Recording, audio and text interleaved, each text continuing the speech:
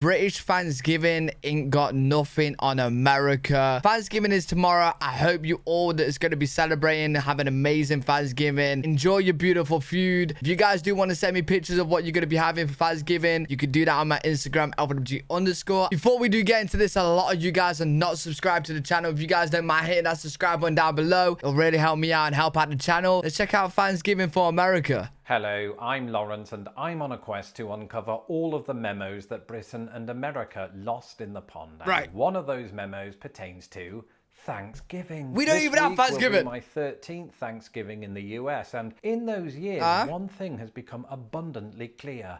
Britain's Thanksgiving ain't got nothing on America. We don't have one. Lawrence, whoa there, back up the truck. Did you just use the words Britain and Thanksgiving in the same sentence? Have you been at the bourbon again? And the short answer is yes. Yo, he's actually confusing me. I'm like 99.9999999% we don't have it unless there's a few that do celebrate in the UK. I don't know. But that's irrelevant. While a national holiday by the name of Thanksgiving is normally associated with Canada, Brazil, Liberia, the US, its territories, and the island nation of St. Lucia, the holiday has its roots in Old English traditions. You see, the Pilgrims brought many things to North America. The English language, scurvy, but they also brought the idea of giving thanks for one's blessings and celebrating harvests with a feast. Granted, Spanish settlers in Florida had already celebrated their own version of Thanksgiving years earlier, but it was that 1621 feast celebrated by Pilgrims and Native Americans that ultimately kick-started the Thanksgiving we know today. Right. In Britain, celebrations of thanks remain in the 21st century in the form of Harvest Festival.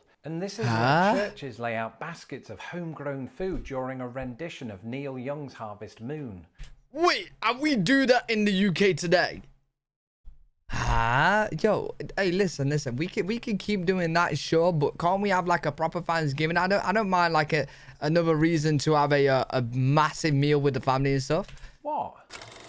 This is where churches lay out baskets of homegrown food during the actual harvest moon. Hymns and prayers are recited to mark the occasion, and churchgoers give thanks for food grown in the UK. But to get a sense of how widely celebrated UK Harvest Festival is, you just need to use the scientific method. Count the paragraphs on its Wikipedia page. A mere couple. So when I say that... Yeah, I ain't gonna lie, I've never heard of it, bro. Britain's Thanksgiving ain't got nothing on America. I don't mean it's less important. I just mean it's slightly smaller in scope. Very small. Pie. Sticking with the science, the Wikipedia page for US Thanksgiving has 96 paragraphs plus 2 bulleted lists, and America, be thankful that I really was sad enough to count them all. But I don't need the internet to tell me this, I've lived it. While my experience of a UK Harvest Festival is confined to one brief incident in 1988, my American experience is one of 13 Novembers, 2 states, and 415 family members. I ain't gonna lie. I've actually seen a couple of your guys' Thanksgiving dinners, more meals, right? Oh, they look good. I'm actually jealous, bro. I actually am. You guys gonna have an amazing day tomorrow. The day itself kicks off with what I like to call the Macy's Thanksgiving Day Parade. That's actually just its name. And it's this huge televised spectacle in Manhattan. And with a notable exception of this year, crowds line the streets to cheer on marching bands, pop stars, and a highly intoxicated Al Roker. There's dancing, singing, and a huge terrifying Ronald McDonald. My biggest fear with those floats is that New Yorkers would be complete. What on earth is Ronald McDonald doing there? What on earth is going on here, bro? Why is he there? Completely oblivious if the real my roker. There's dancing, singing, and a huge terrifying Ronald McDonald. Why? My biggest fear with those floats is that New Yorkers would be completely oblivious if the real Stay Puft Marshmallow Man returned. And while we have the concept of parades in the UK, they will never be on this scale, unless that is my country ever wins the World Cup again, but I repeat myself. True. As with the UK, if England wins the World Cup, right? Yeah. Then it's going to be crazy. But other than that, no, he's spot on. There's not really much. Harvest Festival, there's food involved, and Sure, just like the UK, charities and churches do help organise Thanksgiving meals for vulnerable populations. Cool. Good work. But unlike the UK, the food also makes its way to the dinner tables of most families throughout the land. It's a time when we all come together and give thanks for a bountiful harvest, even if our full stomachs refuse to do the same. A typical menu consists of food indigenous to the Americas, so turkey, stuffing, green beans, cranberry sauce, pumpkin pie, sweet potato pie, and a bag of Funyuns if I actually love turkey. I'm feeling brave. Wait, a bag of what? Pumpkin pie, sweet potato pie, and a bag of Funyuns if I'm feeling What's Funyuns? brave. Back home, the nearest equivalent to this is probably the Christmas meal, which is also the nearest equivalent to America's Christmas meal. But more on... Yeah, this is unfair, man. You guys get Thanksgiving, and then next month you're going to have a Christmas meal as well, whereas we just have Christmas. Why do we not like have a build-up? That in December. And even though I'll be staying at home with the wife and cat this year, that won't stop the three of us from watching planes, trains and automobiles. And if you think that a certain someone might get distracted by a toy mouse 5 minutes in, my cat is here to keep me in check. All right, Kafka, what are you thankful for this year? The subscribers. Tuna. Me too. Without all 183,000 of you, this channel would be nothing. Your subscribers. Yeah. His link will be in the description. Make sure you go show some love. Larsen and Pamela videos are actually amazing. He thinks he's got his own channel. What? When? Really? Well, when does this mysterious channel of yours launch?